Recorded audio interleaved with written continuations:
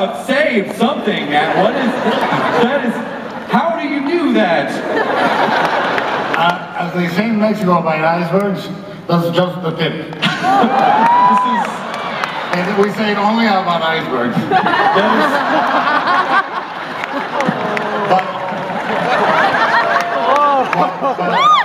What we wanted to, what we went through was a process of developing a movie like fans.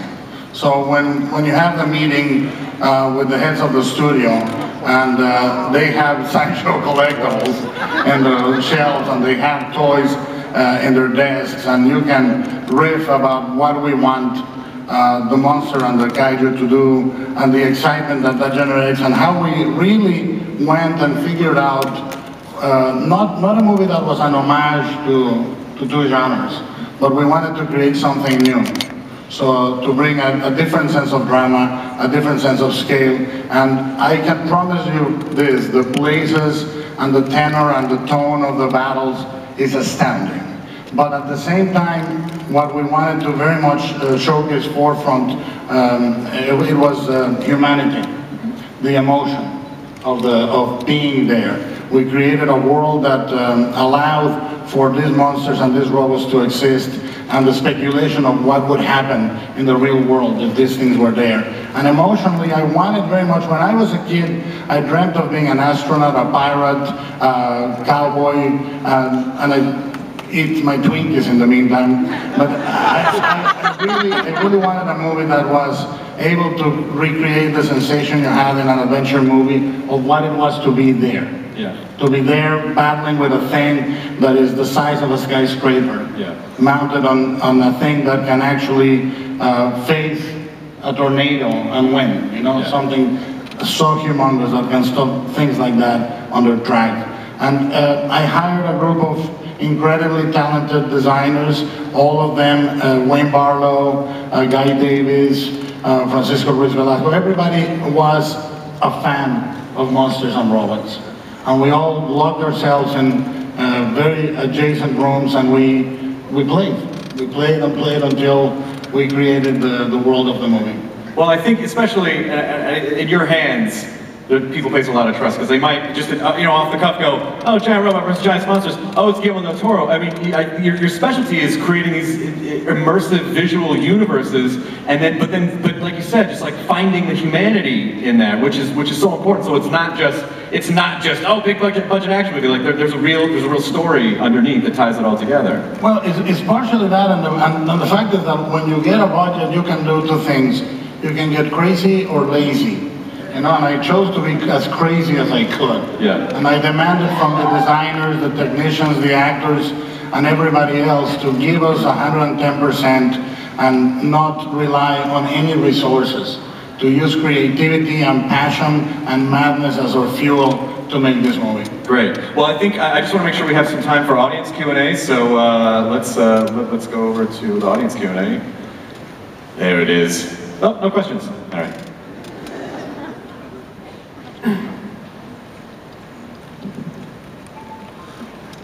The man in the blue cap? That's him. Hey, guy, what's your name? What's your question? My name is Joe, and I've been watching kaiju films and giant robots all my life, so thank you for doing this. Thank you. My question is, will we be seeing such iconic giant robot weapons, such as drills and rocket punches? You know, we have rocket punches. You just totally made that guy's con. Yeah, we have rocket punches. You just totally made that guy's con. Do you know how long he had to wait to be first in line? He's like, please rocket punches, please rocket punches. Yeah, right, and no drills, but we have amazing melee weapons, amazing close contact weapons, and some artillery. So, you know, expect absolutely obscene robot porn and robot action.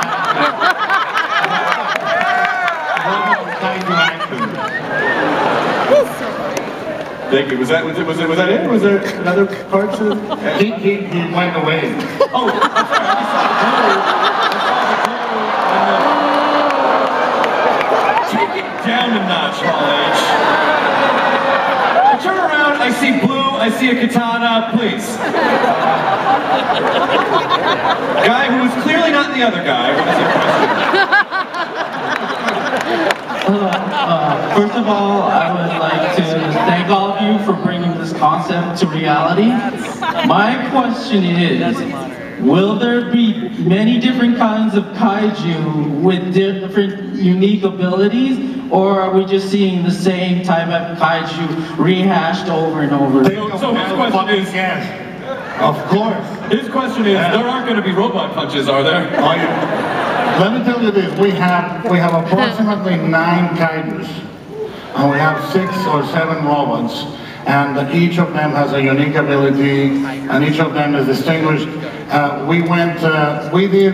We designed about 40 kaijus, and we did an American Idol on them. On the design room, we would do a pageant and show them, and then everybody would vote. We would get into heated discussions, punches were thrown, and the better kaijus are the ones that are in the movie, the ones that won. And trust me, one of the things we do is every time you think you saw a kaiju do what it does, something else happens. Yeah, our bank account can attest to the fact that he wanted so many different things. Thank you, Drew. Excellent. Guillermo, Yes, my friend. I'm just hoping that when one of the pilots opens the mini freezer in the giant robot, we see the return of the Takaka life. You gotta represent, man. Well, I think that what we do with these creatures and robots is everybody involved got a passion for one aspect of them, and we all went and fought for it. And I think that ultimately anything you guys can imagine there being represented will be there.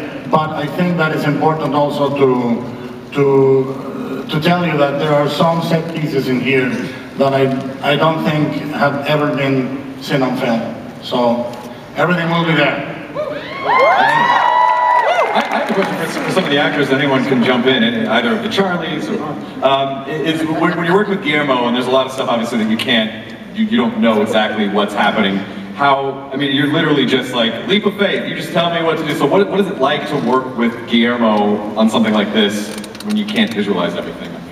Well, not only not even visualizing it, I actually, when I signed on to do this, which I think is probably the case with all of us, I didn't even read a script. There wasn't even a script. I signed on sight unseen, which I wouldn't really, there were probably 2 filmmakers in the world, Guillermo being one of them, that I would take that leap of faith with. But it was extraordinary working with Guillermo. I mean, he is a slave driver. I have never worked so hard in my life, but it's extraordinary because however hard I was working, he was always working twice as hard. So it was a really joyous, fun, hard, ass-kicking, wonderful experience. Have you guys seen any of the footage yet before? That was the first piece I've seen. I was in ATR for a couple of weeks with Guillermo, and we saw little pieces, but that was the first edited footage I'd seen. Oh, wow. It was pretty good, huh? Yeah.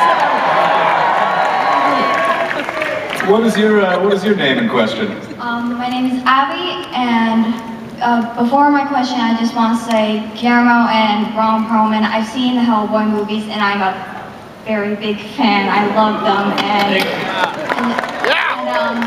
my question is, Guillermo, you mentioned about how there's 2 men controlling the different hemispheres of the brain. So my question is, what would happen if there was only 1 man to control? Because would he have his brains turn to mush? Would he throw up or something else? Well, that is actually answered in the film, and I think that we wanted to show what happens when it's a single pilot and what happens to that pilot. So we have 2 of the characters drove a Jaeger solo when the partner died. Normally, when the kaiju gets the cockpit, he gets both pilots.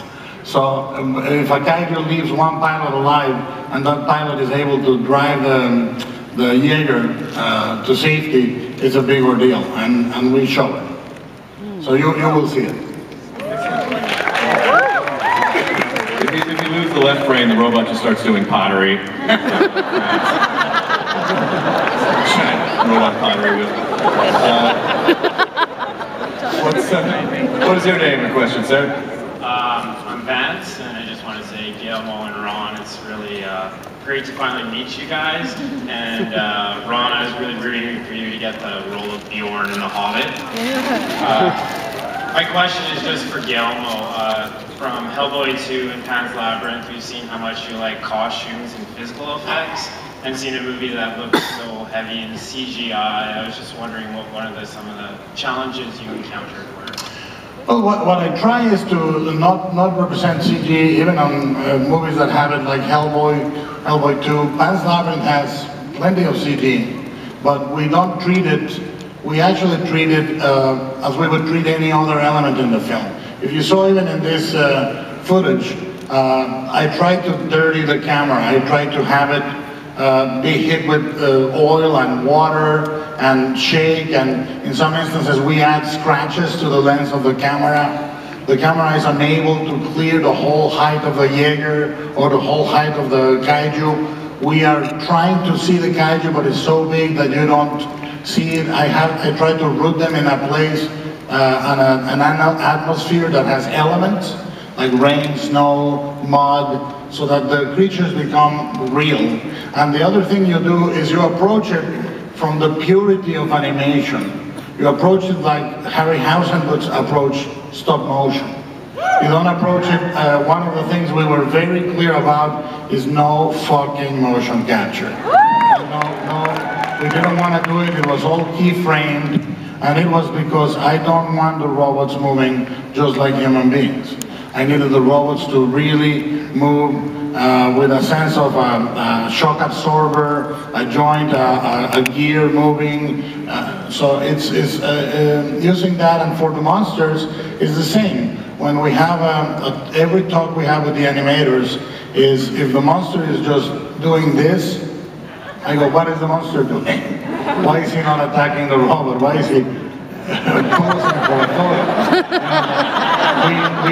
We say, you know, it's like in martial arts movies where all the guys are moving around, 18 guys and one guy kicks their ass because 17 are doing this. So it's a kind of a fuck that shit situation. You know?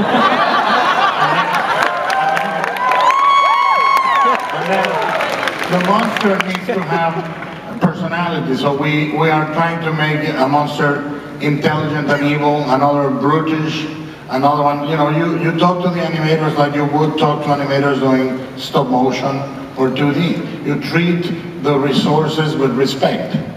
You don't take CG as a thing that will save work. You take it as a thing that will necessitate 10 times more work to come alive. And you demand it of the people doing it, and you demand it of yourself. Now, that said, we did a shitload of physical stuff in the movie. Like when we built the streets and we rigged the streets with hydraulic systems, so when a monster is walking, the pavement isn't rigged to bounce, and blocks of pavement bounce, and cars bounce, and buildings bounce. That are, you may think, oh, that's CG. It wasn't. We're shaking the entire set. So, you know, there's a lot of physical components. All right, I think we have time for one more question. Hey, how's it going? What's your name? Vince. Hey man, what's your question?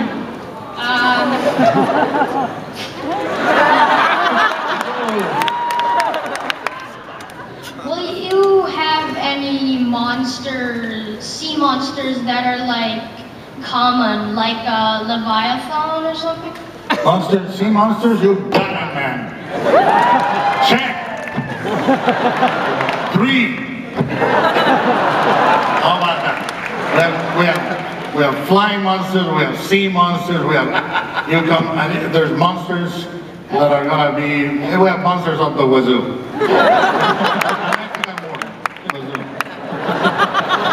Was there it almost looked like there was a second part to your question. Was there a second part?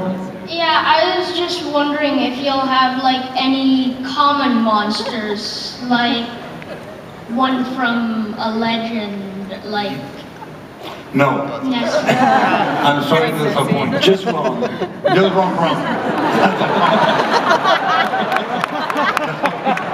We done. Every kaiju we created was created specifically for the movie. What we did do, both with the monsters and the robots, and you may get a kick out of this, is we designed them from the inside out. So like a kid, as a kid I used to draw the anatomy of the kaiju and the monsters and go all the way out, and the joints and gears and levers of the robot all the way out. So we designed them like that, to feel like physical entities that have real bones, weight, muscles. And we're trying stuff in the animation of the monsters that I haven't seen in any other monster movie before. So, you know, we have a great company doing it, ILM, and the animators are truly passionate about this because they are having a great time. I mean, they come to work wanting to do monsters with us. And that's a lot of fun, my friend. All right, thank you so much, Vance. All right, so Pacific Rim opens slightly less than a year from today, July 13th, 2013.